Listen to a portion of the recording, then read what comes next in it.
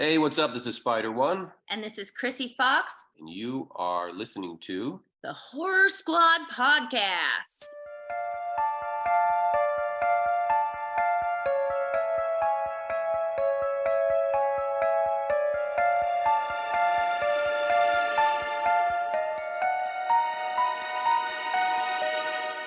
Why, hello, everyone, and welcome back to the Horror Squad podcast. This is episode number 324, where tonight we are going to be reviewing Ghostbusters Frozen Empire, new release from 2024. By the way, ladies and gentlemen, we're back after a 2-week break. Yeah, a little movie magic there for you, or podcast magic there for you. We pre-recorded the last 2 episodes, but we are back from our break. We have a lot to catch up on. And I am here, of course, as always, with Steve, fresh off his vacation, and Todd, fresh off of Horror Hound Weekend just a couple of weeks ago. So I want to hear a little bit of both from you guys. Let's start off with Steve. Steve, how was vacation? It was good. I went to Myrtle Beach, South Carolina for 2 weeks and didn't do all that much. I mean, I spent most of it on the beach, just chilling, reading a little bit. Not a lot of horror stuff to do there, so I don't have much to report on this podcast, but I did go to a murder mystery night, which was okay. I mean, I've been to better ones in the past. This one was at a House of Blues, and yeah, honestly, not the greatest. They have another one there if ever you happen to be in Myrtle Beach called Rigatoni, which is way better. I did that last year. And other than that, I did acquire some Ghostbusters buckets and drink sippers that they were doing exclusively. Yeah, I have a Slimer. Actually, my Slimer looks really different from. I'll have to show you guys later. What's it look? I mean, let me describe mine here that I'm showing everyone. A red Cinemark box and then green slime with his mouth open. So my Slimer doesn't. He's not holding bucket. the bucket. He's just kind of there's loose. two different Interesting. versions. Yeah, there's 3 in the Ghost Trap that AMC. Every theater had sort of different releases. Right. And I got the Ghost Trap and I got a mini puff sipper. So I got those saw because that one. but yeah, I enjoyed my trip overall. I love going to the US, as much as I like to make fun of certain differences between the two countries on both sides, really. I do really enjoy my time there, and I'm looking forward to my next trip to the US in Monroeville, Pennsylvania in June. So yeah, that's it. That is right, ladies and gentlemen. June 7th through the 9th, Monroeville, Pennsylvania. Living Dead Weekend, the official Horror Squad podcast meetup. We're very excited for it. We're literally, 2 months away?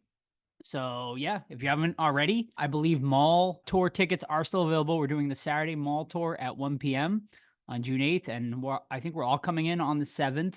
I'm going to do the con, probably going to do a dinner or some sort of event after with all the listeners and stuff like that. So come and join us June 7th through the 9th, Monroeville, Pennsylvania. Living Dead Weekend. It's going to be awesome. And Totter, shout out Horror Hound Weekend. They hooked us up with some press passes for you. Let's hear all about it. Yeah, man. Horror Hound Weekend, another special shout out too. Not only did we get those passes, but it was like went up to one of the door people. I'm like, hey, where do I get the press passes? And there was like 200 people in line. Like, come with me. Took me straight up into the front. Got them. Went into the con. Like, really nice to get not special treatment, but to get the little little bonus there. I went with the intention of not buying a single autograph. I'm with you guys. We talked about to death, but like autograph prices are way too fucking much right now. It's astronomical. It's ridiculous, especially when you have like a person that's done 1 or 2 films and they're charging $60. You're like, come on, man. But my buddies were in line. Shout out to TJ and Brent to get the Reanimator reunion cast, and I'm like, holy shit! Bruce Abbott and Barbara Crampton and Jeffrey Combs were only $40 a piece. I'm like, legendary movie with legendary actors, $40. Comparing those people to Blair Witch Project, which were charging $50 a piece, which I think is a little bit too high, man. They've done 1 film, minus the one guy that did Unsane and Town Dread Sundown remake. But yeah, $40 changed my mind. Got Bruce Abbott and Barbara Crampton. I already had Jeffrey Combs from I think something Steve sent me, so I'm like, cool, save the money. And then just bought some stuff, man. A bunch of tapes, VHS tapes, a bunch of like Blu-rays, here and there, like a 4K Severin, which is a cool price. And the other actors there too is pretty stacked. We had Eli Roth, Sam Raimi, like I said, Blair Witch Project, all of the Reanimators, not Stuart Gordon, Brian Usna, director of Beyond Reanimator and Bride of Reanimator and other things. It was a really cool con, dude. Friday night was, I think, the best night to go. Saturday was fucking, elbow to elbow, ass to ass people. There are some cool films there that they were screening. Uh, I say that loosely because they weren't that good, but it was still nice to see some indie films there. And there was a cool thing, a Friday night drunk commentary with the Lost Boys with the writer that wrote the Lost Boys book that I just picked up. The problem was though, like while he was like super good, the audience was not, right? So you had people competing with him to try to like out funny him or outwit him or out like, knowledge him or whatever you want to say. So it's like this guy, wrote a book about it. He's a filmmaker himself. Like let him do his thing. Don't try to compete with him. So me and my buddies just ended up leaving because you couldn't even hear what he was saying. It got to the point where people were just like shouting out stuff and kind of interrupting him. So cool in theory, but I think next year they should definitely put like a little cap on it. We're like, hey, like absolutely participate, but kind of let the writer and the filmmaker or whatever be the star. Don't try to interrupt them. But overall, awesome weekend. Lots of cool stuff. Awesome people like usual. Barbara Crampton was a delight to meet. First time meeting her, as well as Bruce Abbott. Funny thing too, Bruce Abbott. The handlers will write names on your post-it now and put it on the thing for them. She wrote like Todd with two D's, but one of the D's looked like an A. So when I got up to him, he was like, "Your name's Toad?" I'm like, "No." Like, so he crossed it out, put Toad on there instead on the post-it. So I'm gonna add that to the little frame as a fun like callback story. Whenever I see it, I'll remember Bruce Abbott called me Toad. So awesome weekend, and shout out to Horehound once again for hooking up the tickets and being a cool event. Very awesome. And I will say I do notice that when casts do reunions, they tend to up their prices a little bit when they're all together. Although, like you said, the Reanimator people didn't do it, but I have noticed that because usually the Blair Witch people are 40 each. So they probably jacked their price up $10. And the Texas Chainsaw Massacre people did it at Frightmare a couple years ago when I went to, although shout out to the truck driver from Texas Chainsaw, still only charging I think $10 or $20 max for his autograph. So I mean that dude's doing it the Legit. right way. Yeah, he was like, Legit. he's like, I had a lot when I met him. I was like, thank you so much for keeping your price down. And he's like, I got a lot. I was having a lot of people were pressuring me to raise my prices. He's like, but I just didn't feel right about it. So good dude, genuine dude. That's the way you should be doing it. Yeah. But I don't personally think you have to jack them up. Like the Exorcist girls from the new one were there, and like I yeah, didn't meet him because I didn't really like the film, but like they're charging 40 or $50 a piece too. it's the And I norm think now. I know, but I think if they were like in the 20 range, I'd be like, all right, that's a cool get. Like I'd It's pick them up true. for $20 a pop. Agreed. The girl that played the babysitter in Halloween 2018, like she was great in that movie. $50 a pop. I'm like, like you got the one film. Like Hmm. you got to have realistic expectations. And for Jeffrey Combs, like a legend, Barbara Crampton, and so on, to be 40, like you got to like take a step back, I think, and look at that. And I don't know, you'd be making money all day if it was more affordable, I think. 100% agree. Yeah. Yeah. I mean, they're really starting to price like the everyday fan out. Like you have to be like making some decent money to attend these cons now if you want to get autographs. Like, or you are only be able to get one or two people. I mean, because I mean, you're talking, you're gonna be spending. You could be spending if you're staying the night, you're getting a hotel. Everything. If you're just spending the day, you're probably spending at least a few $100s. But if you're spending a weekend there, you're talking, 500 to 1,000. I mean, you're talking Yeah, a vacation at that point. So yeah. it's crazy. But speaking of Horrorhound, nothing to announce yet, but we're talking maybe doing Horror Hound next year for our potential meetup. So stay tuned for that. It is going to be, I think, next March in Cincinnati, Ohio. So Mhm. the closer we get to that, we'll let you guys know on potential details Yeah, one more for thing that one. I was surprised about too is the guy that played Corey from Halloween Ends had Yeah, like a line the entire weekend. I'm like, all right, like good for him. Like it's I not the believe actor's it. fault, but I was Yeah. just like, okay, cool. Like I didn't think that movie was liked enough to spend $50 on a. Halloween fans are pretty rabid, and a lot of them I feel like are completionists. So like they want to get like every single autograph from like every person they can in that thing. And he was big. I mean, he was a big part of Ends. So and a lot of people did like it. Like we were in the minority. We were I think in there's like a silent minority I think that really love that movie that are just scared to speak up because it was kind of universally hated, but. I think there's a fan base out there for it for sure. And you never know. It could one day turn into like the Halloween 3 treatment where it gets this like cult following in 20, 30 years or something like that. But all right. I think that's about it. So let's get in, ladies and gentlemen, to a little bit of cup tea. Well, I forget. It's been so long. We're ready to spill some tea, Steve. Yeah, let's spill some tea. Oh, you want the tea. I'm sorry. We don't serve tea. Nope. Instead, you get a cup of Joe. And now here's Joe with the news. Alrighty. Thank you so much, Chuck. And here we go. This is your cup of Joe for the week. Start off, like I said, pre-recorded the last couple episodes, so we have missed quite a bit since we've been gone. But let's start off with a couple of trailers that dropped while we were away. The biggest, of course, being the Beetlejuice 2 trailer.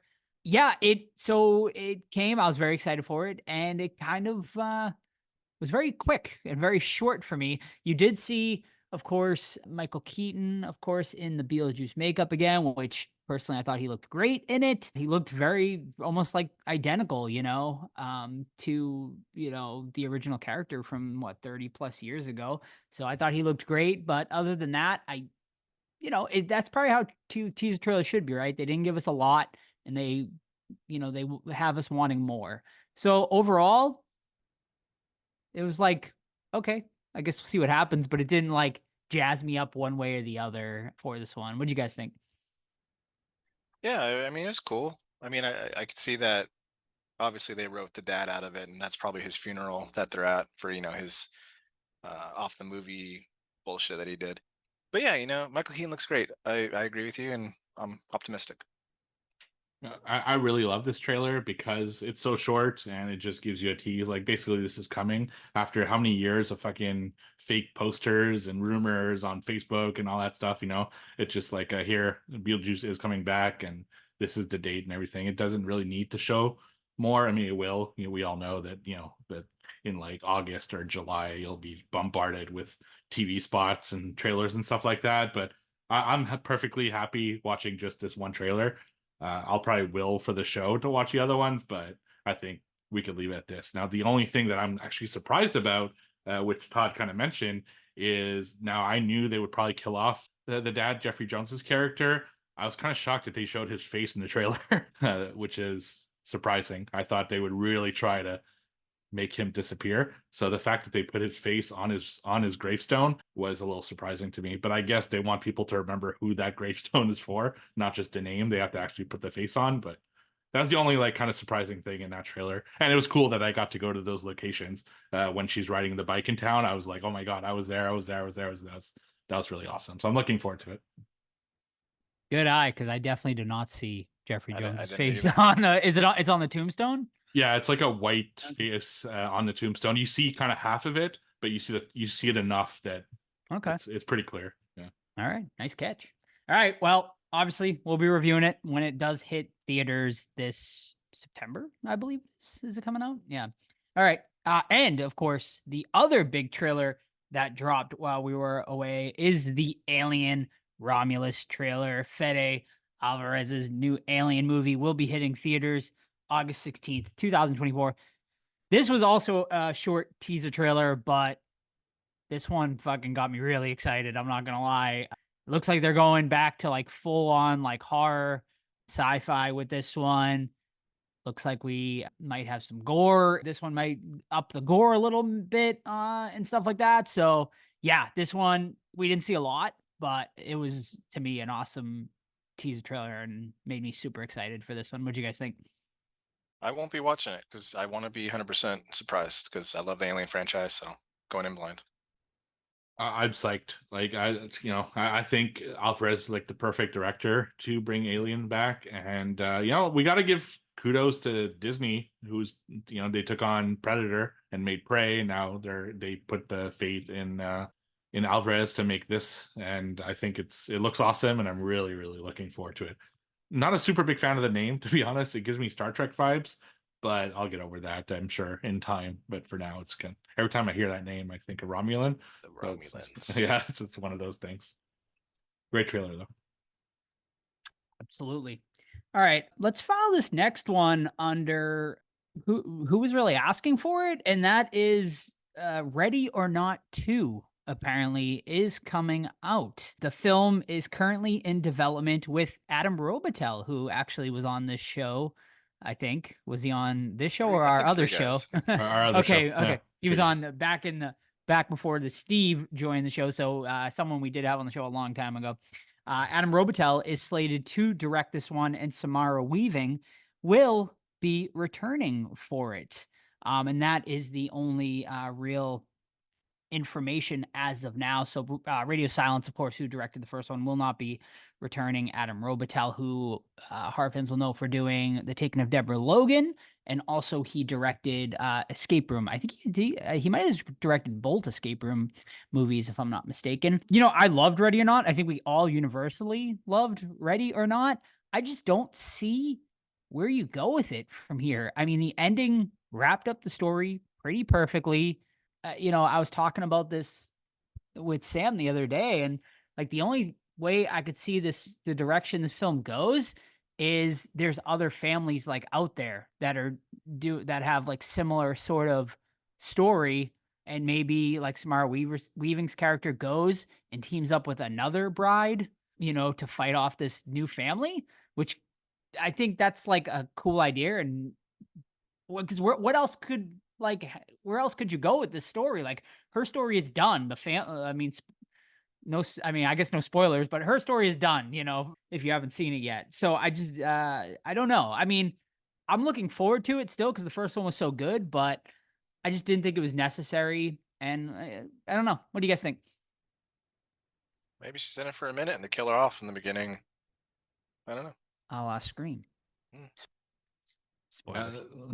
I'm in the same boat as you. Like, I'll watch it 100%, but I don't think this needed a sequel. It's perfectly good package as one film. It was my second favorite film of that year after only Doctor Sleep, I think, that year that I gave number one. Like, I don't know why they're making this, to be honest, but I'm a sucker for Samara Weaving, and I like the first one, so I'll definitely at least try it out, hoping that they have a great idea. It's not something the studio just pushed to, kind of capitalize on the name. So we'll see, I guess.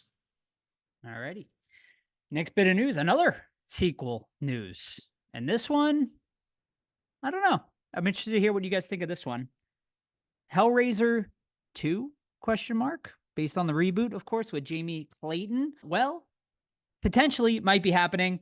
Recently, they talked to the producer of the movie, and he said Hellraiser 2 is indeed in the works. He said, we are trying to do a follow-up, and there have been conversations. I can't exactly say where we're at in those conversations, but David Bruckner is involved in those conversations. We spent a lot of time and energy relaunching that world, a lot of brain power going into crafting the Cenobites design, figuring out how we're going to pull them off, and we learned so much. And I think moving forward, we love that all that knowledge is sort of banked, and the time has been spent. So we think that moving forward and going into another movie is just going to be even crazier and even more awesome. He also added, we're excited to tell even more stories in this world. So I ask you guys, do you want to see more Hellraisers based off this new iteration of Jamie Clayton's Pinhead? No. Oh, all right. No, I'm good. I know you hate the Hellraiser I franchise. hate anyway. the whole thing. It's not just the last one. Yeah, it's again one of those things where I'll probably watch it, but it wouldn't be like in my most anticipated of that year or anything like that. It's just one of those things. I liked it. I didn't love it, so I'll watch it. That's, I guess, as good as it gets with them. Yeah, I'm kind of on the same boat as you, Steve. Like, I will watch it for sure. I thought the last one was decent. It wasn't anything amazing, but I did like Jamie Clayton's portrayal, of Pinhead. I thought she did a pretty good job, and the other Cenobites were cool, but I think they could do a lot more with them and even better things. I mean, horror fans need to realize Doug Bradley's an old man now. He's not going to come back as Pinhead. And if he is, maybe he's got one more in him, but it's time to either pass the torch or just end the franchise. So the fans need to ask themselves, what would they rather see? Would they rather see no more Hellraiser movies, or would they rather see a new Pinhead? I like the idea of an old I'd rather see Pinhead, more though. Pinhead. I do too. I mean, I Like, think it'd be I cool. have so much sights to show you. It I is was waiting so the long to pins say that are joke. the pins are falling out of his head at this point. He's so He's in a old. wheelchair. But yeah, I don't know. Well, okay, I think it will probably happen, especially because like the last one was like a Hulu exclusive or whatnot. So I think I could see something like that once again. Sort of a lower budget once again, straight to streaming type thing. So we'll see, and we'll keep you updated. All right, more Chucky, ladies and gentlemen, is on the way. Of course, season 3 is going, or season 3 part 2, I think it is going to be premiering very soon over on USA. Well, Don Mancini also just announced that they are currently in the early stages of working on a new Chucky movie. He went on to say, at this point, my goal is to just keep working, but a new Chucky movie is definitely on the way. From what I am hearing, it is going to be sort of a continuation of from the TV series. And where we go from here, I mean, there's been rumors of Chucky in space, so maybe he goes that route. But I don't know, man. The Chucky series has really just gone off the rails at this point. Like even the TV series, like I thought it had a really good start, but now it's kind of like I feel like already sort of dwindling, and probably going to be heading into cancellation within the next season or two. I wouldn't be surprised. And I mean, I know the fan base is rabid and stuff, man, but I just wish they went back to like the original formula of those first couple movies instead of sort of Chucky becoming a caricature at this point. So yeah, I don't know. What do you guys think? I mean, just for Chucky alone, I just got the new Fangoria, and Chucky's on the cover and with Devon Sawa, and it says, "If you don't buy this magazine, Chucky will kill Devon Sawa again." So yeah, I don't know. I'm not watching them, so I think you're the only one watching them out of us, right, Joe? I'd Yeah. rather have a movie personally, since so he's working on that. That's exciting. But the show, yeah, I didn't really like season 1, so didn't give the others a shot. Yeah, I made it 1.5 and just quit. Yeah, I thought season 2 was too boring. I know it got better, but I didn't have the energy to keep going. I'm all for another, Child's Play / Chucky movie. I just don't want to be in a situation where I have to watch 3 seasons of the show to like understand what's going on in the movie. So I hope they keep it independent enough that you don't need to watch a show to love the movie. Like it's not like basically like the series finale is a movie type thing. So I guess we'll see what he does with it. Yes, sir.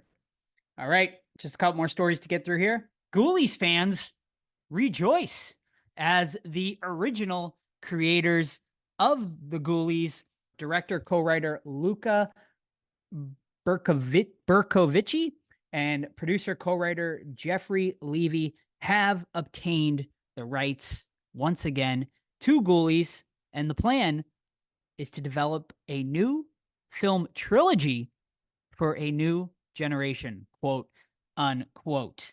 Their press release said, drawing upon their unmatched expertise and unwavering passion, Levy and Berkovici and Theo Lemasters are set to unveil a series of projects that will keep audiences wallowing in filthy horror fun for many years to come.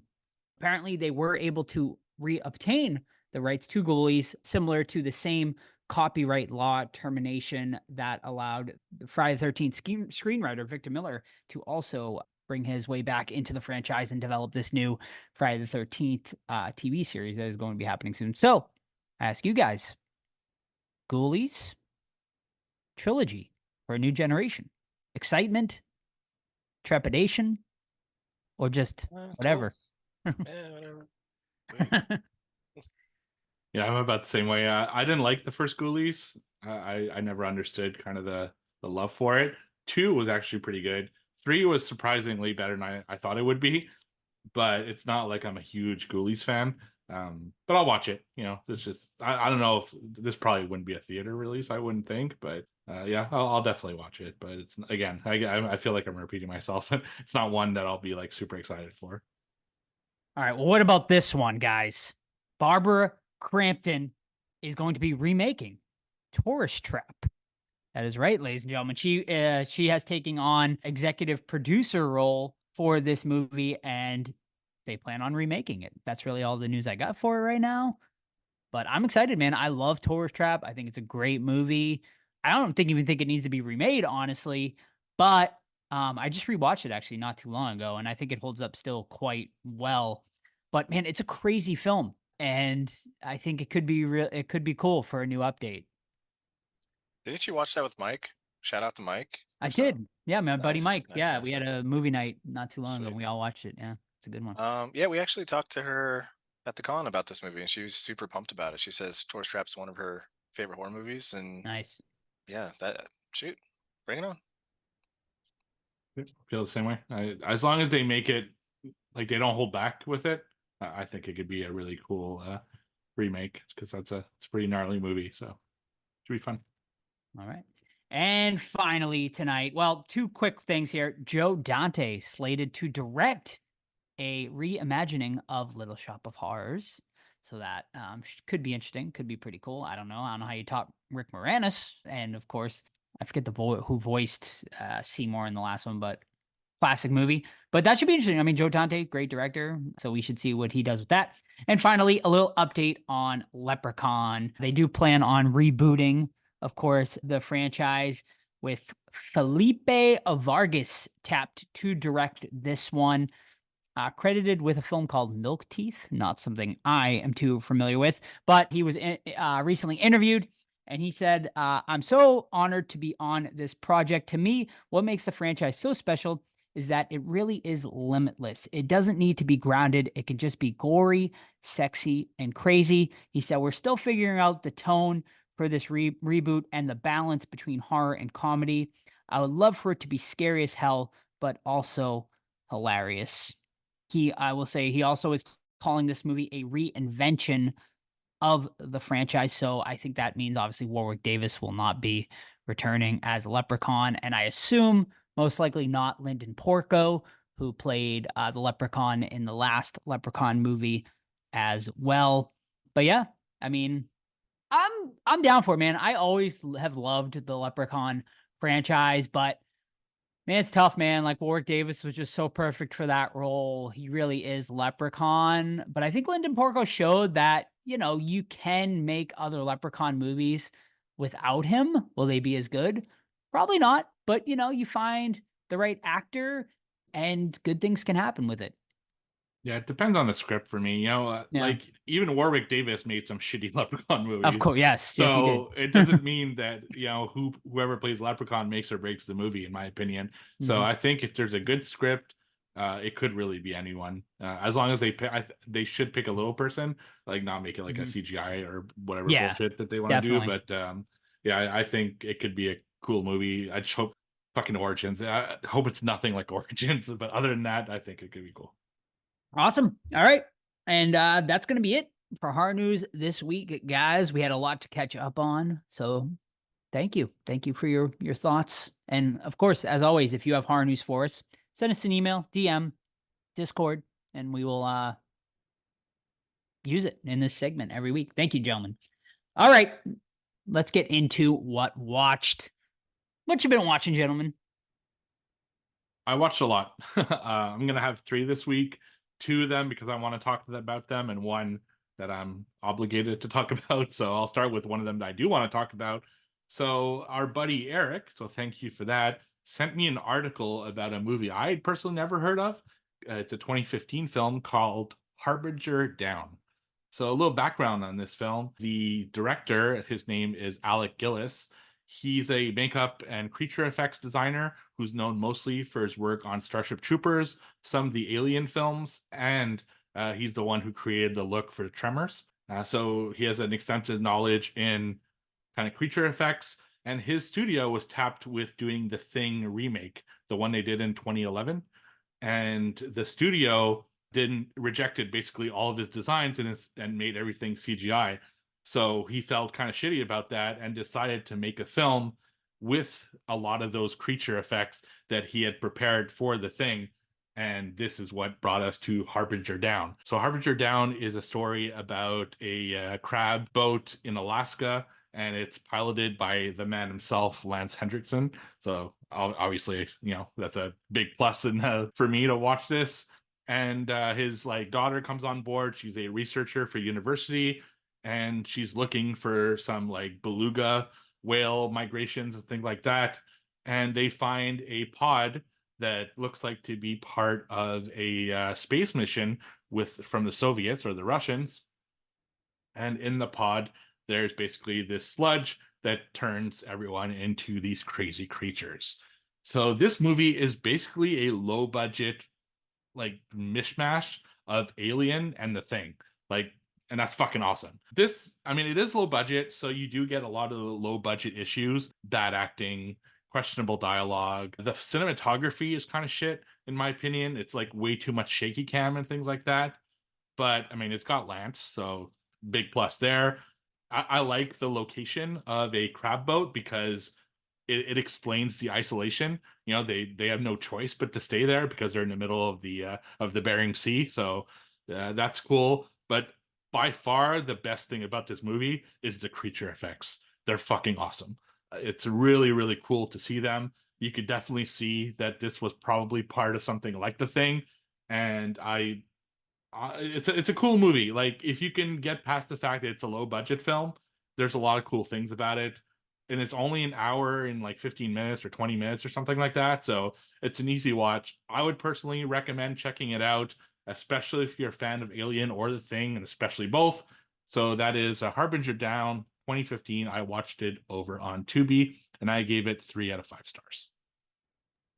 Sweet.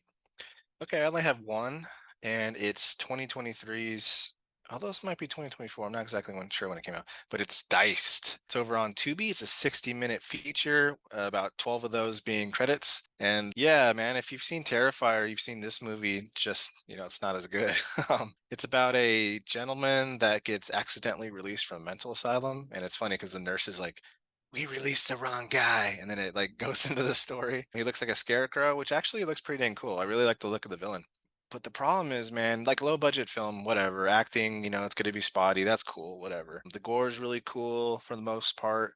But the biggest issue is that there's a very fine line to like honoring something or, paying homage to something or whatever it is to blatantly ripping it off. And this one goes in the blatantly ripping things off territory, mostly all of Terrifier. You have a scene where they're in a diner, mimics exactly what happens in Terrifier 1, just not as good. One of the kills happens in Terrifier 1, just not as good. It's just like, man, just do your own thing, like don't try to capitalize off someone else's work. It just doesn't work. And my biggest issue with it is that I know this guy was or is still currently going on a bunch of social media. Joe provides us the links or the screenshots of him. Like pimping his film, which is cool, man. Like get your art out there, get your stuff, get known. But then when he defends himself when like someone says a movie isn't good and you start making shit up like, well, no one really knew what Terrifier was. Dude, come on, man. Are you trying to fool? Like, so, make your movie, pimp out your movie, things like that, but be ready to deal with the negatives of the film where you blatantly ripped off something that's the hottest thing in horror right now, which is Terrifier. So I give it a 1 out of 5 for the gore. And then the ending is just like abysmal. The character looks at the camera and it's like a third wall breaking scene. And I was like, ugh. So yeah, 1 out of 5 over on Tubi. That's Diced. Well, Todd, what if I told you the actor that plays the Scarecrow in Diced Huh? also plays Jason Voorhees in the Never Hike Alone series there. I know you're a big fan of Oh, those movies. I am. Yeah, so there Vincent Descente or whatever. you go. Maybe. It's the same actor that plays the Voorhees, I believe. So Okay. there Good you for go. him. Dice 2 coming out soon though. So keep your eyes open, ladies and gentlemen. All right. My first one tonight, 2024 release. Currently, I think just on VOD. I think it is hitting Shudder soon. I could be wrong. I'm sure Steve might have had this one on his list as well for this week, and it is Stop Motion. Did you? Did you not, Steve? I watched so many that All right. I watched that a long time ago. So. All right. Yeah. So yeah, this one, Stop Motion. This one is about a woman who her mother is sort of a legend in the stop motion movie making, and she's helping her mother make a new stop motion movie. The mother has this sort of severe arthritis from years of doing stop motion work and whatnot, and the mother ends up, getting sick, ends up in the hospital, and the daughter decides to try to finish her mother's movie, but along the way realizes she really just wants to make her own movie, and she starts making her own stop motion movie with the help from a young girl she meets in this new apartment building she moves into after the sickness of her mother. So yeah, I was looking forward to this one. Me and Sam saw the trailer for this, I believe, when we went and saw some horror movie a couple months back, and I was like, that looks really interesting. And I gotta say, I really enjoyed the hell out of this movie. It is definitely top 10 worthy of the year. I highly recommend everyone checking it out.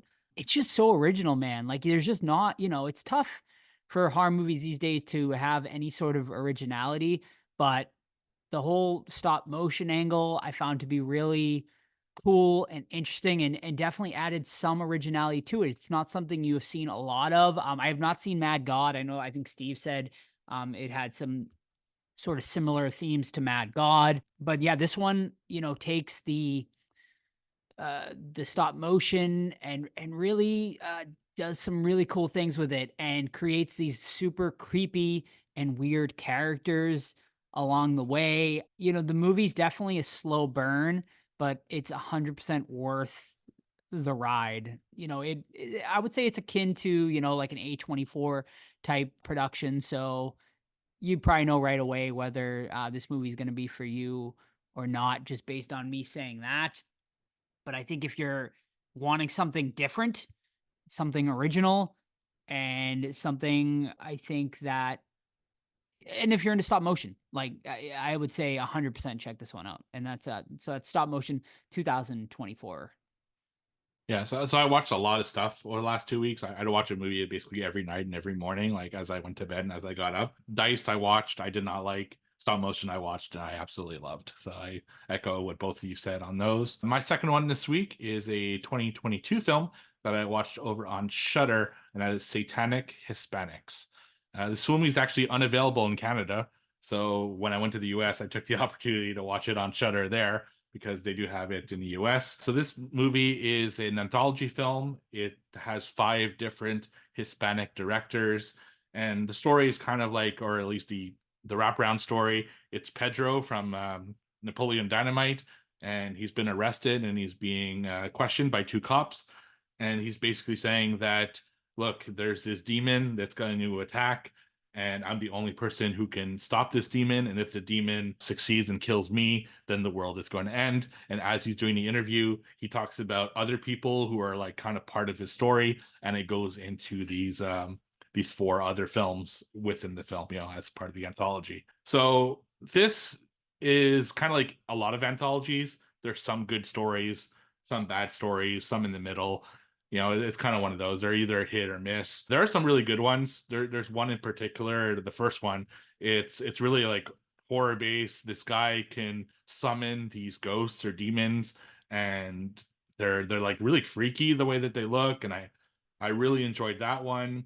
But then the problem is the second one was almost like a horror comedy that felt like it belonged in the What We Do in the Shadows universe. It's like this vampire who's kind of just, he's very aloof and he's making jokes about his struggles as a vampire and things like that, which doesn't really fit with kind of the story that they had been going with, because it was so serious with the whole wraparound story in the first story. And then or the third film is back to like pure horror again. So I was like, okay, maybe that was just kind of a one-off. But then the fourth story is super fucking goofy and childish. It makes no sense. It's like they just took 4 submissions from a film festival from Hispanic directors and tried to like make it fit into this story, which to me is a problem because with the way they were setting it up, it had a certain tone, and some of these films were just not fitting into it. I will say that the wraparound has like kind of a fifth film at the end, and that is to me the best part of this whole film. Really cool creature in it too. So movies hit and miss. I love anthologies because at least you can watch it in small chunks and stuff like that. This is not one of the better ones in my opinion. I do like the idea of it with having Hispanic directors kind of do their own visions. I just wish that the stories meshed a little bit more, at least in the same like subgenres. So Satanic Hispanic 2022 over on Shudder, and I gave it 3 out of 5 stars. Do you remember which one was Eduardo Sanchez's? I don't know. They don't do a good Eduardo had job one. of Okay. they don't do a good job of saying like who the director of each portion is, so Mm. I'm not Oh. sure. I got one more for you guys. Another 2000. I will say I did also go to the theaters to see Immaculate and Late Night with the Devil, but I won't speak on those because I think we're gonna end up covering one, if not both of those at some point. But so I will save my thoughts for those until we review them. But Late Night with the Devil definitely is coming to Shutter within the next week or two, I think. So we're definitely gonna be covering that extremely soon. All right, so my last one for tonight, 2024 release, just hit VOD recently, and that is Imaginary. This is the latest Blumhouse movie. This one is about a woman who moves into her childhood home with her new family. She had two stepchildren and her new beau. And the youngest stepchild, which is a little girl, develops a attachment with a stuffed bear that she found in the house named Chauncey. And Chauncey has a mind of its own, basically. Think a la sort of, I guess, like a child's play where, Chauncey is telling this little girl to start doing sort of evil things, and it slowly sort of progresses. And I'll leave it at that. The story sort of does sort of intertwine with other characters along the way, and you can sort of form your own opinion on who it connects with, considering they moved into her childhood home. But yeah, so I was like whatever about this when I saw the trailer in theater. I was like, whatever. But I was like, I figured I'd give it a fair shot. I didn't really hear too much about it. It kind of sort of came and went, and I could see why.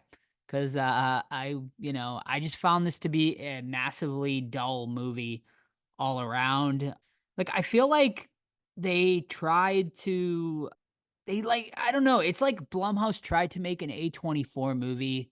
Like A24 meets Insidious, and it failed miserably in both aspects because the movie tries to be highbrow, but then it expo dumps like fucking crazy throughout the movie. And then it like does this whole thing towards the end where she sort of goes into a quote unquote like further type world, and it's not scary like at all. And yeah, like there's like demons and stuff in the world and stuff, but like nothing is scary here. Like I just like I tried, man, but and I thought like it started fine enough, but it just progressively got worse to me as it went. So yeah, I mean it's probably my one of my least favorites so far I've watched this year, especially mainstream wise. I definitely would not recommend it. I saw our friend Alex said review of it was, I think, Insidious the Blue Door, which I thought was a funny sort of thing because there was like a blue door they go through, and that made me laugh. Once you watch it, you guys will get it. But I wouldn't recommend anyone watch it. I gave it a 1.5. It was quite terrible in my opinion. I mean, it's shot well, I will say that, acted fine, but it's just dull, man, dull and not fucking scary. So really lame. So 1.5 out of 5 on that one. Definitely do not recommend. And I forgot to mention stop motion. I gave that one a 4 out of 5. I want that to be your review going forward, Joe. Just, I didn't like it. Fuck it. Just, that's all I want. Okay. Update it. Yeah. Speaking of dull fucking movies, I do have one more that I want to talk about. And so, like we said, the last two episodes were pre-recorded. I mean, the Black Sunday one we recorded in early February, and the other one we recorded in early March. And in that episode, Todd won trivia for the first quarter. And while I was on vacation, I asked him to pick a movie for as a punishment because since I was in the U.S., I could watch basically anything he had access to. So, Todd, what did you give us as a punishment? Well, Steve, I do not remember if we're being Okay, completely honest. all right, well, I'll say it then. So he gave us 2005's Razor Teeth, which you can find, of course, over on Tubi. This is a Polonia Brothers joint. For anyone who knows that name, it is basically every, or I'd say like 85% of all bad shark movies on Tubi are made by one of these brothers. There's three of them, I believe. It's like the fucking Chiodo brothers of bad shark movies. This is like super low budget. This is like someone took out a camera over 2 weekends and made 75 minutes worth of movie. And most of their films, like their creature is going to be a fucking stuffed animal or a goddamn shark on a stick or some bullshit like that. In this case, this is early on in their career. They actually used real piranhas for the movie. They dead ones that they held by the fin. And I read in the trivia that by the end of filming, it stunk so much it was making the crew sick because that they only had access to like a couple of them. It's bad. I mean, I'm not gonna fucking sugarcoat it. It's pretty awful. The acting's bad. The cinematography is garbage. The story's stupid. It does have okay kills at times, but overall, I did not enjoy this. But I will say this: it's actually one of their better films. You know, as bad as it is, there's a lot of really, really bad films in their filmography. It's just not my thing. You know, I like bad movies, but this is a little too painful for my taste. I gave it 1 out of 5 stars over on Letterboxd. So if you want to watch it, that's Razor Teeth 2005 over on Tubi. Did you like Diced or this one better? Diced. Diced, I thought the killer in Diced was cool. Like, yes, it absolutely ripped off Terrifier, but and also Dice was like 60 minutes. So that was kind of, and like you said, 12 minutes of credit. So it's really like 50 minutes. Yeah. I don't know. I think I gave it 1.5 stars. So it didn't have that big of an advantage, but it was definitely better than this. All right. Excellent. Thank you, gentlemen. Totter, bust out the books. Let's hear them scores for trivia. Here we go. Quarter number 2, beginning at zeros across the board. However, the overall scores, myself and Lee with 15, Steve with 12, Joe with 11. Let us begin quarter el numero dos. So, who would like to All lead right. off? I'll lead us off this Ooh. week. Okay. Okay. I know one of you guys will get this one. Oh, which because one? It's a little George Romero Oh, we're equal this shot. week. Okay. What is the name of the zombie-proof city in Land of the Dead? Fiddler's Green. Correct. Yeah. Mhm. You're damn right. It's actually a really cool Xbox game. Did you ever play it, Steve? No. It's Really? decent. Yeah. Well, I Really? mean, it was decent That's in a time. 2005. Yeah, so- yeah, right.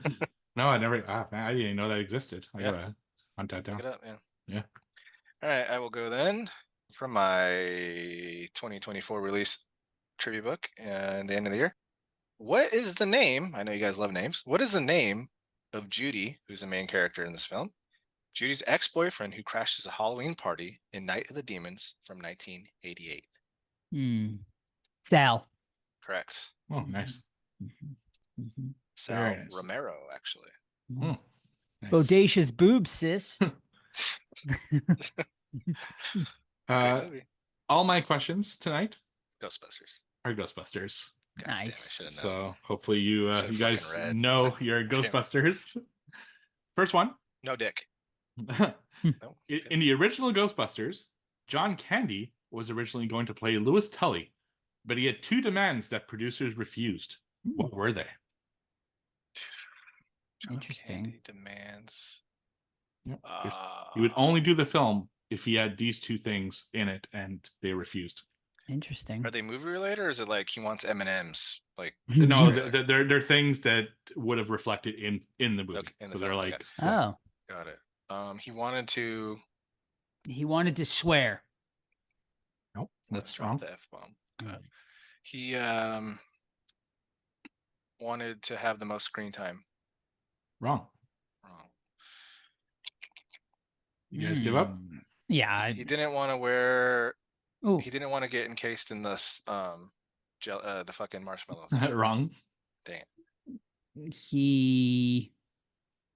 Yeah, I don't know. Wanted a hot babe. Ooh, yes. No. So the answer is he needed to have a German accent and he needed to own 2 Schnauzer dogs. All right, yeah, get him out of here. Denied. Yeah, Good call and, from the filmmakers. yeah, they were confused as to why he had these like demands all of a sudden because they all Yeah. worked with them before, right? Yeah, Oh. he had like demands for Home Alone too. I remember reading too. Like he was like, I'm only doing it, but I'm only gonna work one day. So they had to film like all of his scenes in one day, Right. which he didn't have a lot, but I wanted to be a polka music guy. yeah, That's my background. guess he was a bit of a diva. Guess so. Alrighty, it's All my right, turn. Back to me. Joseph. Yep. Yep. Okay. Guess the movie based on the IMDb information. This movie was released in 2009 with an R rating. Categories for the film: slasher horror, horror, and thriller. Currently sitting at a 6.3 out of 10 over on IMDb. Cast: Josh Stewart, Andrea Roth, Juan Fernandez, and Michael Riley Burke. Director: Marcus Dunstan. Writers: Patrick Melton and Marcus Dunstan. Tagline for the film: he always takes one. Always takes one. 2009 slasher. Mhm.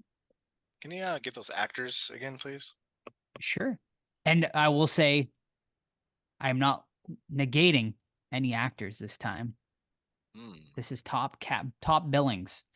Josh Stewart, Andrea Roth, Juan Fernandez, Michael Riley Burke. I will also say this movie had a sequel. I have no idea. Yeah, I have no idea either. I thought it was gonna be My Bloody Valentine remake, but then you said that was all the cast. So, All right. Oh. Are you sure you don't want to take a guess? I don't have a clue. No clue. Is it? Are you? So you're not leaving out any of the actors? I'm not Like, leaving those are out the top any four? actors. Nope. I will say Wow. it was. I will say it was. I'd say it's a cult classic. It wasn't a massive horror movie release, but it did get a theater release. God, a theater release slasher. Mm-hmm. I have no idea. I think a great movie. One maybe we should cover one day, and the movie is The Collector. Oh, okay. Nice. Good Okay. movie. Yeah. Mm-hmm. Still haven't seen the sequel. It's good. Sequel's good. All right. Question number 2. Evil Dead 2 from 1987 used what type of building, an old building that wasn't in use anymore, as a sound studio to build the set interiors of the cabin? Hospital? Incorrect. They used a building. Used a type of building that was no Okay. longer in use to put the sets together inside. I mean, I'll try one more. a after. supermarket. Incorrect. Supermarket. An airplane carrier. Okay. Incorrect. The answer would be a junior high school. Oh, Junior interesting. high school, which you can see in some of the fuck ups when they tilt the camera too high. cool. Nice. So, fun fact. All right. This one's a little easier than my last one, if you know Ghostbusters at all. What are the names of the terror dogs? Huh, it's a good question. One I don't know. Oh wait, maybe I know. One of them especially you should know. The other one's a Zool? little Yeah, the Zool's the Zool. easy one. Yeah. But what's Louis Tully's name? Oh, Uh, the Keymaster. Wrong. Master. Yes. Zool and Gozer. No, Gozer is the like demon, the the bad deity. guy. Yeah. Poop. All right. You guys get up? Are Yeah. you a god? So the answer was of course Zool and Vince Clortho. Oh, Clortho. Yes. Know him well. Yes. All right, Joseph. All right. Last one for tonight. 3 letterboxed reviews.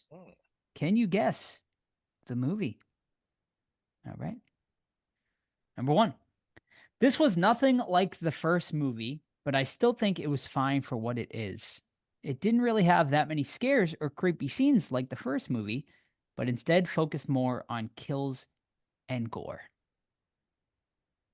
Number 2. I think I've hit that point of my life where I prefer this movie to the original.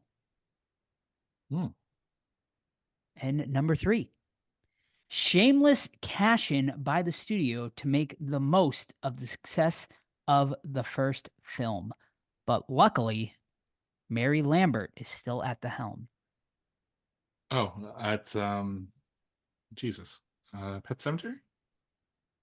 No. Ah, Yeah, Pet Cemetery Bloodline? What is it? No, go not for it. Bloodline. Go for it. I have no idea. God damn it. It's Steve did have 2 guesses. He said Yeah. Jesus first. Yeah, go ahead. And then he said, I don't know. Go for it. Which so what's your final guess on that one? Pet Of the Cemetery. film? Todd said it. Pet Cemetery Pet 2. Cemetery 2? I'll Yes. fucking steal it. Is that what you thought, Steve? But it's fine. I didn't say that, so He didn't say it, so that's why Yeah. I was trying to will him to say it. Yeah. Try to wheel in. That's funny. All right. I had no intention of doing this, but another Evil Dead question. Ooh. So they filmed a little short film as a proof of concept for the first Evil Dead film back in 1978. What is the name of this film? Has Bruce Campbell in it? Has all the cast in it? Yes. What's the I name of the remember film? this. Cabin in the Woods. Incorrect. You're close. Tear at the cabin. Negative. One more guess. Joe's closer. I know, yeah. I know it's something like that. A Night in the Woods. Incorrect. Woods is correct, but nothing else is. Thank you. Watcher in the Woods. I have no idea. I don't remember. Oh, that was a Eye for the Dark and episode. Woods. Yeah. And Woods are correct, but nothing else. Okay. Final guess or no? No. Nah, I'm good. Within the Woods. Within the Woods. 1978. Yeah. Correct. Yes, I knew that. I read that a long time ago, but I forgot. It's okay. We all forget. Right. So this is a specific number that they give in the movie. How Ooh. much did the Ecto 1 cost in Oh. $10,000. Ghostbusters? Wrong. Oh, I got to follow up. I was too quick on it. Yeah, Yeah. Dan Aykroyd says it. he does. You can't park that here. Only 1,000. Wrong.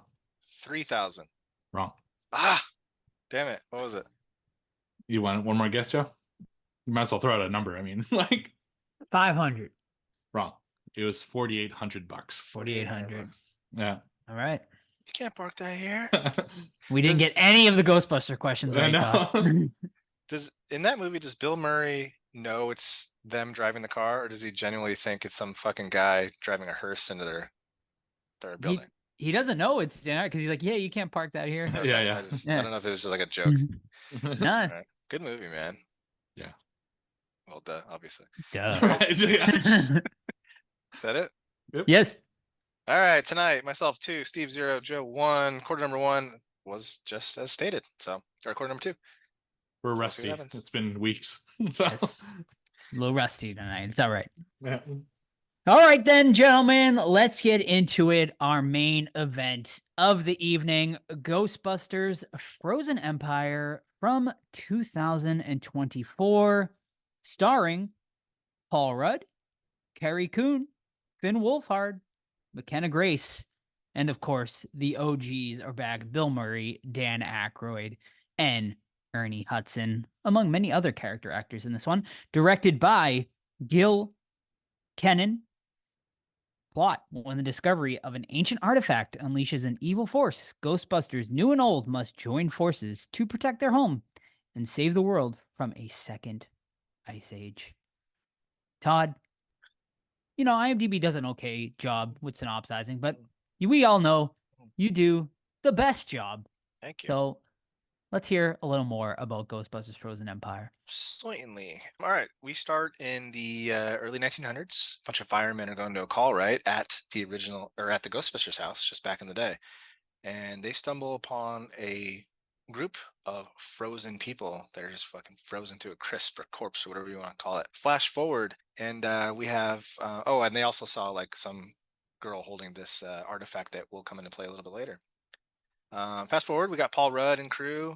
They're all in New York now, living the dream, man. They're chasing a sewer ghost around New York. Of course, they're not obeying any traffic laws. They're endangering minors. They're causing car crashes or running into bikes. I side with fucking Dickless there that they are a menace to society and they need to at least follow fucking basic traffic laws, all right?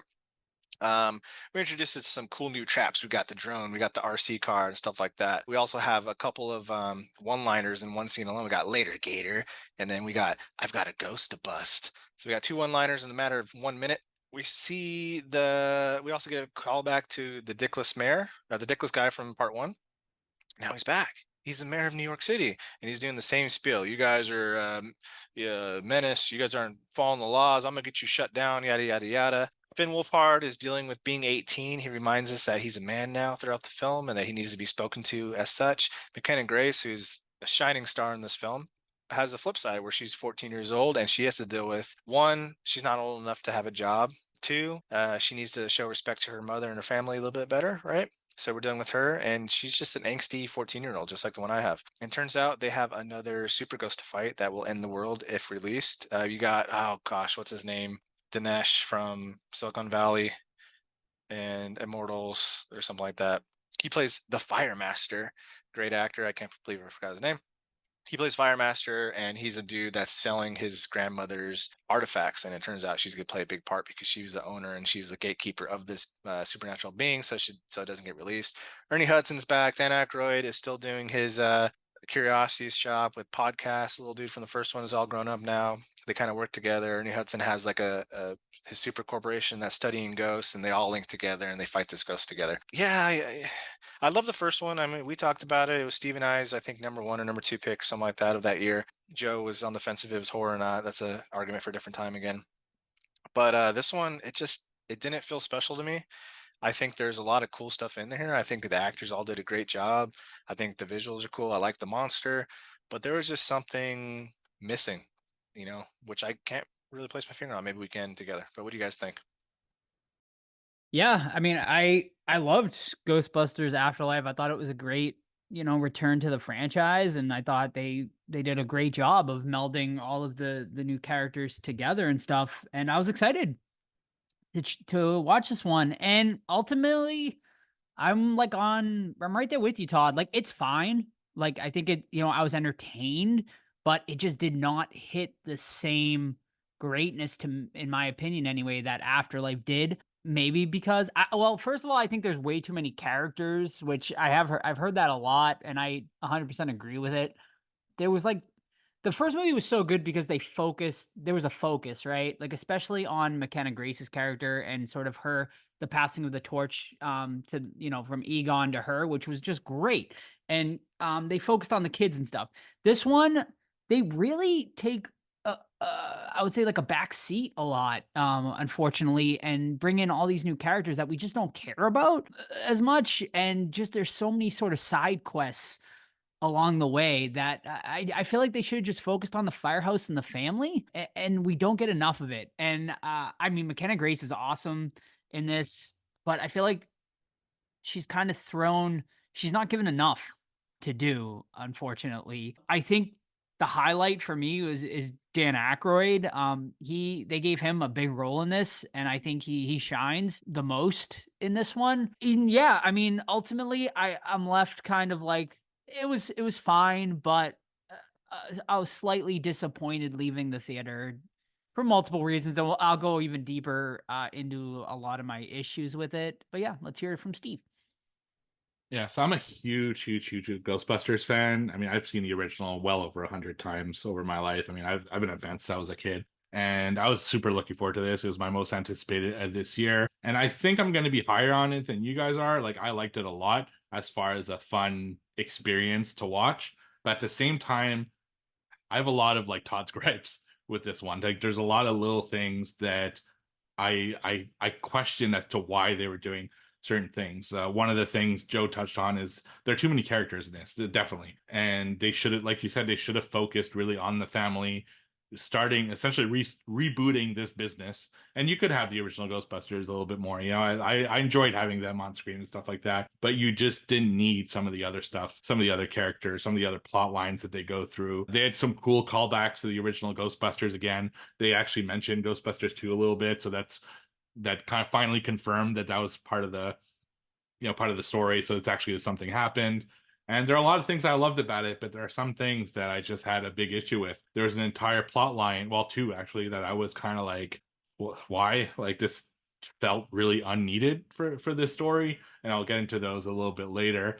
But at the same time, there are some things that I really loved. But I think one of my biggest issues is they introduce the main story too late. And the other big issue I have, they don't do enough ghost busting. I'm watching a fucking movie called Ghostbusters, and they don't do much of it at all in the movie. They start, well, not start right away, because the first thing is showing kind of a thing in the past, which I loved that scene. The first thing I thought of when I saw that original scene with like the society getting frozen, I'm like, oh, that's gonna make a cool Halloween Horror Nights room, with when they inevitably do this. But then you see them like actually ghost busting. Then you don't see them ghost busting for a long time, and that's kind of a problem. I think that's something the other movies did well, is they occasionally had these things to bust throughout the film. So yeah, I can't wait to get into the weeds with this one, because there's a lot to discuss.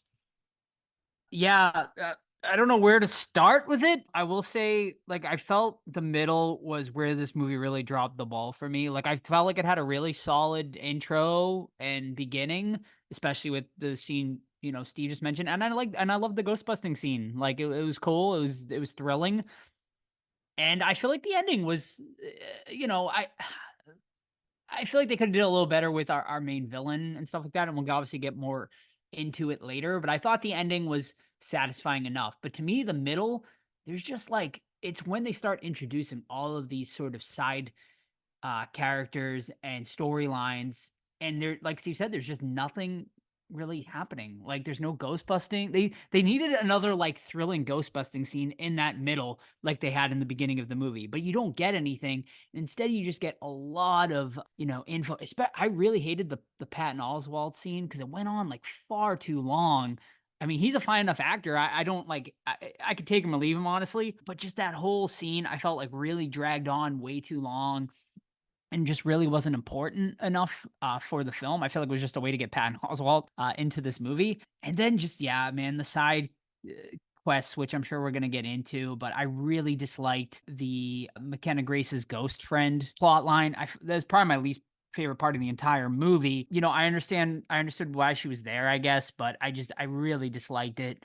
And I hated as much as you like him, Todd, as an actor, and I like him as an actor too, but I really hated the Firemaster character. I really disliked that whole plot line. So those are really my two biggest negatives as far as sort of new characters and plot lines in this one. Yeah, this movie has a problem, in my opinion, too, where there's too much trying to be funny in this movie. Like, you got Firemaster, he's funny. Dan Aykroyd's funny. Bill Murray's funny. The receptionist, forget her name's funny. Like, okay, we don't need to have every fucking character be funny. We need to have some seriousness. We need to have some heart, like we did in the first one. I have a question too. And so, did they retcon the reason they bought the firehouse in the first film, So or am I understanding it wrong? Because okay. in this one, they It, say, it was an "Why after credits scene, why do you right? think we fucking bought it?" Because it's like the key to the fucking spirit realm or whatever. But in the original, they bought it because that's what they couldn't afford. So I don't remember if I'm remembering it wrong or I don't understand. But Steve, what you got? So if I understood, I only watched it once, right, in theaters. But if I understood it correctly, in the first film, it wasn't the kind of the center Yeah, the of the Mecca of energy. ghosts. It's because of what happened in the first movie that it became the epicenter of ghosts, because that's where the containment unit was, and that's where it busted. So that's what it opened a portal in that spot.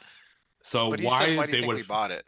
I Though. think that they mean rebought it, like Okay. repurchased it. Now, why they would have gotten rid of it in the first place, you think that could have been a money issue. They could have explained that better. But Winston bought that specific space. Now, it wasn't needed because he would have bought it anyway, just as a nostalgia thing. Which brings me to it. One of the big nitpicks I have, a big Todd's gripe I have with this film. So Winston is a multimillionaire. They set that up in the first film, and he's building a kind of state-of-the-art tech center where they're like testing on ghosts, and they're building this massive containing unit. But he doesn't put any fucking money into the Ghostbusters like main lair, their firehouse. Like they have fucking holes in the wall. They could barely like make ends meet. Their technology like absolutely The sucks. shit doesn't work. This is the fucking front line of the goddamn Ghostbusters. Why is there no money being put into this? He's a multimillionaire. He's visiting it all the time. Like he sees these problems. I didn't understand that whatsoever. It made no sense to me. That whole actually side story of them with the lab, I thought was completely unneeded. And the characters they added to that, it was almost like they were trying to get podcasts and the other Ghostbuster from the first film back into it. I thought they should have went back to school, those two, because it didn't make sense for them to come to New York, and they called them when they needed their help. Like that should have been that plot line. But they tried to shoehorn him into New York for whatever reason, and it didn't work for me. I agree with that 100%. And they even get new proton packs at the end. I'm like, where the fuck were these? Let's upgrade them. Why are we using 40-year-old equipment? But then, yeah, I had the same thought. I'm like, wait a minute. Like, why are we having podcasts in here? He's a fucking kid. Like, it makes no sense. And I know he's like, oh, I'm supposed to be at summer camp. Okay, whatever. I don't care. But like, yeah, we don't need to have callbacks to them. They could have been in the first movie, and I would not even remember them, honestly. Or maybe have podcasts as like they're listening to it and like, oh yeah, cool. And have Finn Wolfhard, that's his girlfriend, and he calls her from New York or something like that. But you don't need them in this movie. You already have fucking a billion other characters, like Joe said. Like, just leave it at the family with the legacy popping in and out, which I think would have been much better. Yeah, I mean, I'm right there with you guys. I actually I like both of those characters, but yeah, they weren't needed in this movie like at all. Like there was, like Steve said, there's it doesn't really make sense that they would come to New York. Like I get the one kid said he was at space camp or something. Podcast said he was at space camp or something, and that's why he was there. But why is the other? I can't remember her character's name. Lucky. Lucky. Yeah, why I can't. what, I can't. 18? Like, why would she be there? I guess she got a job. Did she graduate at this point or Yeah, something? that's why I thought they should have called him in, because it was such a dire situation that they needed the only people who are still a Ghostbuster, or that wore the pack at some point. So they would have called him in for the end, but to have him already there seemed just weird. Yeah, I just didn't. And they're not even like pivotal, like an important part. I couldn't say the word. I don't think they were like that important of a part to the first movie. I mean, they were there, they were the friends and stuff like that, but they were side characters. They could have been like, I just feel like they felt like the filmmakers felt like it was necessary to bring those characters back when it really wasn't. And I something you touched on earlier, Todd, I feel like I agree. This movie didn't have the heart that first movie did. And I think that's for me like a big part of why this one didn't resonate with me as much. I also feel like the nostalgia deep dive. The first one was like a nostalgia like overload. This one I feel like didn't have as much. There were a couple of callbacks, but I feel like there wasn't as many as there could have been to kind of to rope in the old fans. However, if you're not going to do that, you need to pass the torch to McKenna Grace's character Phoebe. And I feel like they really dropped the ball when they, in this one, not giving her a bigger role. I mean, she had a good size role, obviously, but I feel like she should have been once again sort of the main focus and our hero once again. Yeah, I agree, man. I don't know, it's unfortunate. And the ghost girl that the demon was using because he magically knew that there was like a particle like separating your soul from your body thing, and he knew that she was going to use it, which is very convenient to the plot. But was there a romantic angle between the ghost and McKenna Grace's character? I did get that a little vibe. bit, Yeah, Okay. I definitely got that vibe. So I assume they're kind of What the fuck's that? It's a ghost. they're putting. I mean, I think they're just.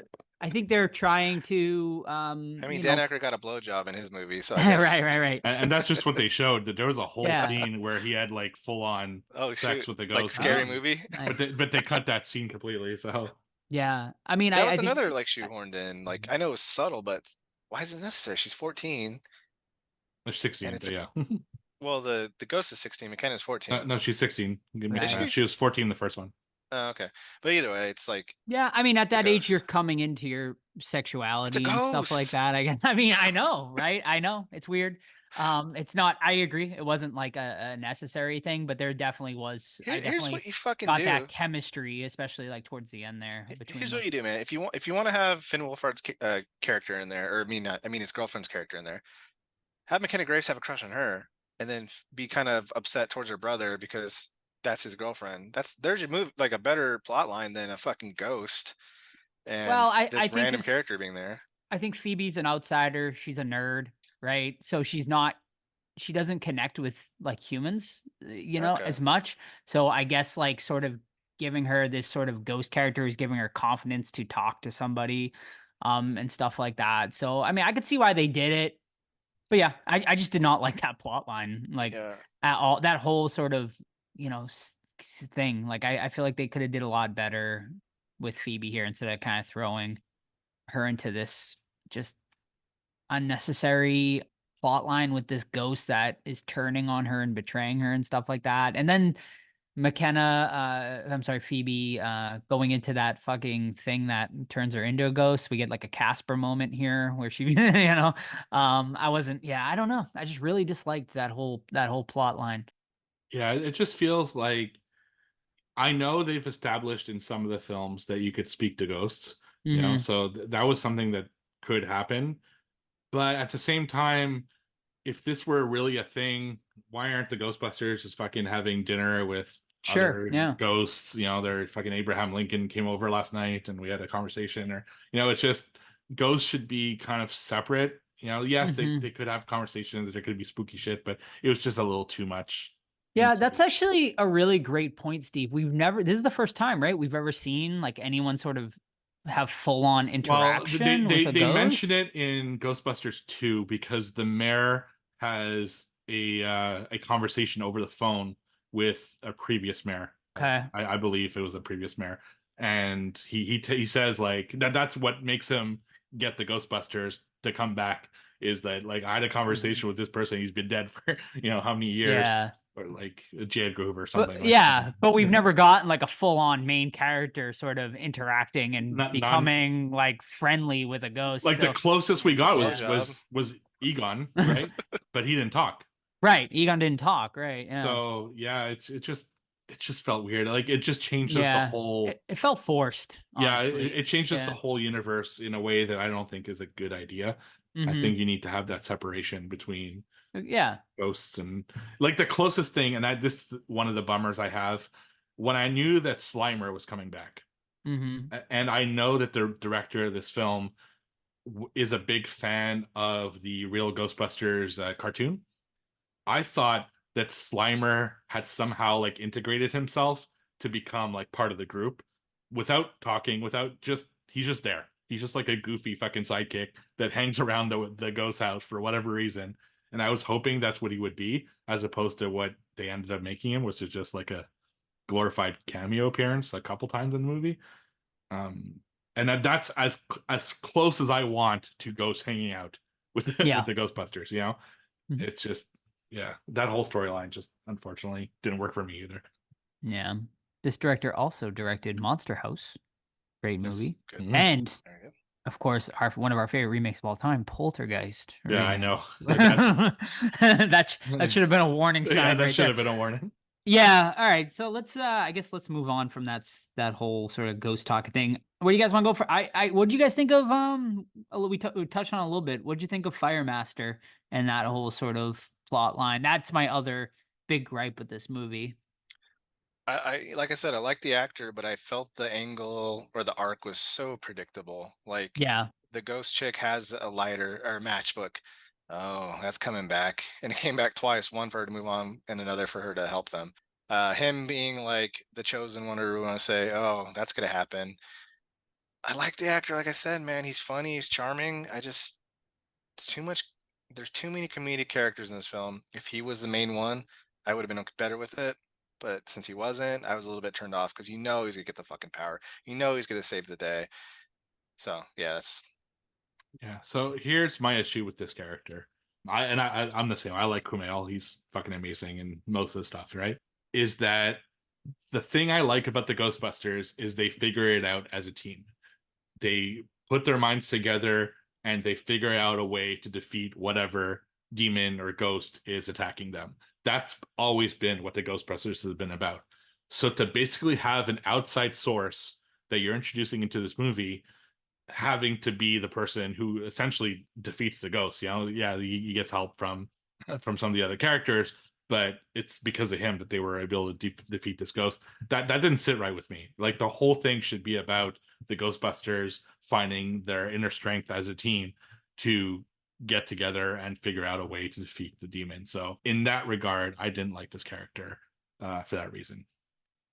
Yeah, and I'm in agreement. I really thought when they were calling him the Firemaster, I really was thinking, okay, Firemaster, Keymaster, are we going to get a Rick Moranis sort of cameo where the two of them are going to come together and sort of save the day? I think that would have been would have awesome. been And amazing. that's what they should have done, and maybe that's what they were thinking originally, and they couldn't get Rick Moranis to come back. But ultimately, yeah, I was just left like I don't know. I just found his character to be corny and eye roll most of the time.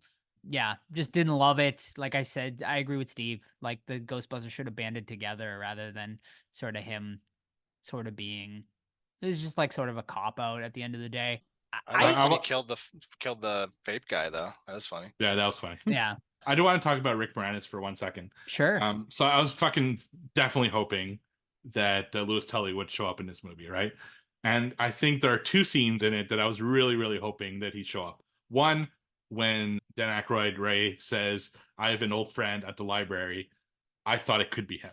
He's working. It would make sense for that character to be working in the depths of the New York Library, and I thought that would have been really cool, and that would have been a reason, to like kind of do that whole scene, but it wasn't, which was a bummer. And the other one, which I thought was even better and would have been hilarious, is at the end when the Ghostbusters are all ready to kill like the final guy, and there's a knock at the firehouse. Now, of course, that ended up being Bill Murray's character, Peter Venkman, which anyway, that's a whole other gripe I have. But it would have been funny if that was Louis Tully's character, like, seriously, there's a ghost problem and you didn't even invite me. I was a Ghostbuster too at one point, like just like kind of being the loser again that they never call. I thought that would have been hilarious, but no. Instead, it's them trying to get Peter Venkman into the final scene in a way that just felt unnatural. Like it didn't make sense for it. So he was a weird presence in this movie. Like it makes sense that they called him for the seance thing because that's what he does in the first movie, like the kind of psychoanalysis. But at the end, it just felt weird that he'd show up out of nowhere. He should have just been there already. I 100% agree with you. I really thought Bill Murray phoned it in, like in this movie. He just did not seem like he wanted to be there, like at all. Whereas, polar opposite, Dan Aykroyd, like went full on. Like they gave, like you could tell he was having a ball, like being back in this Ghostbusters universe, and just he absolutely killed it. I wish they gave Ernie Hudson more of a role in this one. Like I feel like he didn't have enough of a role in here, but I mean, Dan Aykroyd, big, like a huge character in this, honestly, like in comparison to the last movie. And I know we've been saying a lot of negative stuff, but as far as big positives for me, Dan Aykroyd was just, I thought, fantastic in this. Agreed.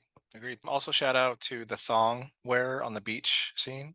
I don't know if you guys caught that. I did. And I really liked when Slimer ate the possessed pizza because I thought that was a cool thing, like the little ghost thing going from thing to thing, and it goes into a pizza, and Slimer saves the day by eating it. So I thought that's kind of cool. Can I ask though, why, like, all the ghosts are cool in this, like even the sort of like 13 ghost thing they did where they were like keeping these ghosts like behind the sort of the walls or whatever. But why are we keep shoehorning in the Stay Puft Marshmallow things? Like I guess because it sells toys and kids like it. Like even the post credit scene we get is all about them.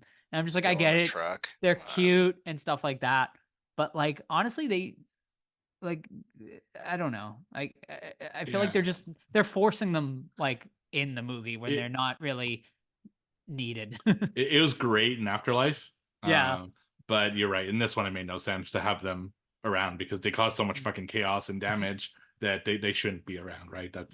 That's a whole thing. And speaking of like the positives of the returning cast, like you said, it was really cool. As Dan Aykroyd killed it. I liked his conversations with Winston too, like the kind of nostalgic. That was good. Like I miss this a lot. It was the good old days, all that stuff. Also, man, I need to know Ernie Hudson and Annie Potts. How the fuck are they staying so goddamn? They still look great. Yeah. Oh my god. Like I fucking mean, Paul Rudd's 50-something, dude. Yeah, I mean, Bill Murray looks like shit. Dan Aykroyd a little bit too, but Ernie Hudson, Annie Potts, and yeah, you're right. Fuck, Paul Rudd. God damn, the Fountain of Youth. That should have been the name for this movie. Is like, how is that possible? And I like some of the callback characters. I like that Walter Peck was the mayor in this. He didn't overstay his welcome too much. He was just kind of there. And also, it was the same library administrator. I don't know if you guys noticed that. I did. I picked that up. So that was really cool. The library ghost callback was cool too. I love that ghost, man. I fucking love that ghost. So yeah, that was cool. Iconic. I don't know about you guys, but since we just watched Congo, I cannot get over. I kept wanting to hear Ernie Hudson's accent. Yeah, no kidding. Yeah, we just I guess let's get into sort of towards the finale and our villain. I don't even remember his name, honestly. Vecna Part 2. Yeah. I personally liked it. I didn't love his design per se, but I thought they went pretty good. Like I actually feel like they kind of went into more horror in this one than they did like the last one. Like I felt like he was like a pretty creepy villain, like did some really cool shit. I have a massive Todd gripe though, which we can get into regarding the freeze over stuff that happens with him, but I thought that was cool. Like I feel like it happened too late in the game though. Like when you're calling the movie Frozen Empire and the city doesn't freeze until the last, like 15-20 minutes of the movie, I thought was a disappointment. Like I really thought we were going to get like an hour where the whole city's frozen over and the Ghostbusters are running around sort of in this frozen city, sort of trying to figure stuff out, which I thought would have been a cooler way to do it. But unfortunately they didn't. But overall, like I was satisfied for the most part with. I thought that was a great scene where he goes back to Camille, Firemaster's house and puts on the horns, and rips them off. I thought that was an awesome scene and looked really cool. And I liked sort of that whole sort of secret room they had there that kind of was trying to keep him out and stuff like that. Sex dungeon? Yes, the sex dungeon. Yes. So yeah, I liked all that, and I thought like it went pretty good into the horror, like some great horror aspects here. And overall, I was pretty satisfied, honestly, with the conclusion. What do you guys think? Yeah, you know what? Like for all the negative we've talked about, I still think this is a fine movie. I just think the filmmakers or maybe the studio or something feared that or wanted desperately to recapture Afterlife's appeal, that they put every single thing that they thought was good from the first one in here. Marshmallow dudes, all the characters from the little town, all the legacy characters, all the little quips. I think they just like didn't know what they could leave out and they feared leaving stuff out. So they just put it all in, which kind of was, a detriment to the film. But yeah, at the end of the day, I still enjoy the film. It's just comparing it to Afterlife or even Ghostbusters Part 1, it's not even the same realm.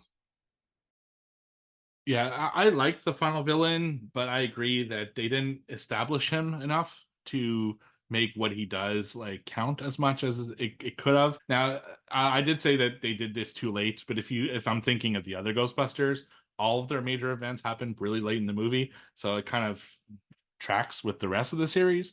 But at least in those series, they were like, it was like a slow and anticipatory build to this final villain. Whereas this one, he kind of shows up at the end, and you don't really know too much about him. You kind of build the elements around him, but don't really know too much. So that was kind of a bummer.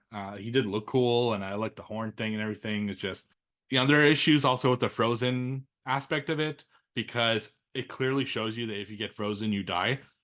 But is all New York dead? Yeah, I don't think so. It's like, I need to know. They didn't do a good job of establishing like who's dead, what was frozen. Was it just certain people that died in that freeze, or like, I don't know. I guess there are some lingering issues there. Yeah. And I realized I didn't even answer the question. No, I thought his look was cool, but I agree with you guys. Like I wanted more of it. I wanted it to happen a little bit earlier. Yeah, and I thought it would have been really dope if they were running around like a ruined city trying to right the wrong, but unfortunately, we get like 10 minutes of that. Right. So here's where like my massive Todd gripe comes in with this one is because when the city freezes over, right? Like it's established at the beginning of the movie, like all those people froze at the beginning of the movie. Yet we have a fucking scene where they show the people with the city frozen over, and everyone just is like just chilling, like on a completely frozen city. The lady, they shows like the breath coming off the lady's like mouth and stuff. If a fucking building and the streets are freezing, the people on the street would freeze too. And I'm like, that was a massive talk gripe for me. I was like, all these people on the street should have been fucking frozen too. Like, okay, I understand not freezing the main characters, obviously in the firehouse, and that's fine. Don't freeze them. But everyone else outside in that fucking city should be frozen over too. And it really pissed me off that they weren't. Well, I mean, think of all the water mains that would have burst too. Yeah, true. The city's flooding now. Yeah. So one last question before we finish off: where do they go from here? Like, I'm not super sure they're going to make another one because it's not doing very, very well in the theater. Hopefully, it made enough to make a third one. If we do get a third one, where do you think they need to go to make this like as good as Afterlife? I thought it made more than Afterlife though. Opening weekend is it not doing well? Like in it had like a 65% drop. okay, Yeah, so I don't know if it's enough. The marketing was huge on this movie, so it was. I'm assuming Yeah, it probably costs a lot. A lot. Yeah. I am down for more. Like like I said, I didn't love this one obviously as much as the last one, but I still think it was still an entertaining popcorn flick, you know? And I'm down for more Ghostbusters. I just think they need to focus, you know? Like I feel like there was just not focus in this movie. Like I think Todd brought up a good point. I think they didn't know what to cut. You know, in this one. They felt like they needed to bring everyone back, and that's fine, bring everyone back, but don't fucking reintroduce a million other characters that we don't care about and haven't been established just for the hell of it. So what I guess I guess I'd like to see them stay in New York, right? Focus on the firehouse, just focus on ghost busting a little more, and you know, keep it simple. You know, I think at the end of the day, you know, we want to see them busting ghosts, and there wasn't enough ghost busting in this one.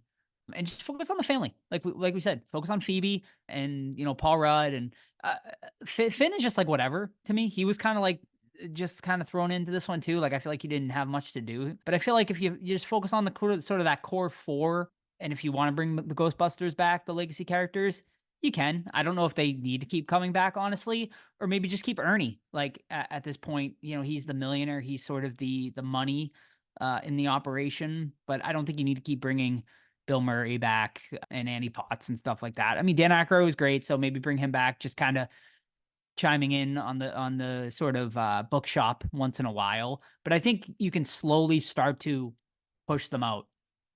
And, you know, as much as fans would hate to hear that, I mean, I think it's time, you know, if you're going to start a new legacy, which they have started on with Phoebe and this new family, focus on that and work from there. 100% agree. And I think you leave the legacy characters as like a, you know, Ernie Hudson could be like Charlie's Angels dude that like gives them orders. Hey, we got a fucking ghost, whatever. Dan Aykroyd can be like the reference guy, like, hey, like, do you have any research on this? And just have the family be the core group. Yeah, it looks like the budget was reported 100 mil, and so far they've made 108 worldwide. So not like a runaway. And with marketing, that's still a loss, but should do well above that in the coming weeks. Although it's going against Godzilla, so who knows? They'll probably at least make their money back in streaming and stuff. I'm sure they'll make a good streaming deal or something. So, but yeah, I mean, if you're not making a big profit, are you really going to want to make a new one? Yeah, it'll be interesting. Yeah, I think they might just because of the merch, you know, Right. which is probably a huge revenue generator for them. For me personally, I agree. Focus on the family, you know, focus on things. Or if you do want to explore more and have one final like original Ghostbusters stuff, I think they need to bring in Oscar, the baby from Ghostbusters 2, and kind of have him join the mix as. But they definitely need to like pass the torch finally and just kind of end the original Ghostbusters involvement, because I mean they're not getting younger, that's for damn sure. So I think they need to kind of just pass it on, make it smaller, you know, like it just needs to focus on the family. One of my favorite storylines in this movie is Paul Rudd trying to like kind of become the father figure for Phoebe, and I really like that. And I wish the movie was more about that, just them through these extraordinary circumstances, carrying on the family legacy, the Spangler family legacy, and trying to do their best as Ghostbusters on an issue that's obviously above their pay grade, but they can figure it out as a family and continue the Ghostbusters, kind of going forward in time. 100% agree. Yeah, I think that's great. And I think, that's probably where most fans want. This one was pretty mixed, right? I think overall, currently sitting at a 2.7 over on Letterboxd. But let's hear. What are our ratings, ladies and gentlemen? I'll start us off this week. Like I said, it's fine. It was a fine movie. I had a fun time. I got my popcorn and enjoyed the movie. And I think most Ghostbusters fans will. Unfortunately, I think it's a big step down, though, from Afterlife. Afterlife, I gave a 4.5 out of 5. I thought it was pretty much close to being a perfect Ghostbusters movie in a lot of way. I cried in the theater at the Egon, at the end with Egon, seeing Egon again. It was just so much heart and stuff.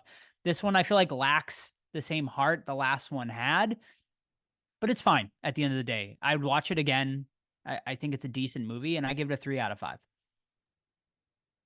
Man, I'm right there with you. I'm a 3 out of 5, and that's a solid 3. It's not like a bad film. It's entertaining. It's fun. I just wish it was a little bit tighter. So 3 out of 5. Yeah, to me, this is still a Ghostbusters film, and I had such a fun time watching it despite all the issues. So I'm going to be higher. I'm at a 4 out of 5. I just really love the Ghostbusters, like anything Ghostbusters related, most things Ghostbusters related, I should say, if you know what I'm talking about. I'm really down with. It just has a lot of issues, and it's nowhere near, I guess, where my expectations were. So yeah, I still enjoy the hell of it. It might be like low top 10 for me of the year, but I was expecting or hoping, I guess, it'd be number 1, and it's definitely not there. All right. Well, there you have it. So far, my favorite film of the year. Me too. Your favorite film of the year? I've only seen 2. All right. Well, there you go. Well, you got to watch. There's a few come, Yeah, I'm the really double excited to one hear. looks cool. Stop motion looks cool. Stop motion, Yes, it yeah. does, yeah. Yep, for sure. And I recommend Lisa Frankenstein. I really think you guys should check it out. It's streaming on Peacock now, if either of you have it. If not, I could probably give you my sign-in information if you really want to check it out. But that's one that I think you guys will have fun with as well. All right, so yeah, 2.7. Afterlife had a 3.1. So this one universally less liked by the fans in general. All right, so that is going to be it for this week. We hope you enjoyed our review of Ghostbusters Frozen Empire. Next week, what do we got, Steve? We have one of Todd's picks. So Todd, what are you picking? We are going back to the 80s, where shopping malls were all the rage. Killer robots were hired to protect the mall in Chopping Mall from 1986, when shopping cost you an arm and a leg. This is Bruce Campbell's worst rated horror film, according to him. So let's see if it holds up. I remember really liking it, and I haven't seen it in years.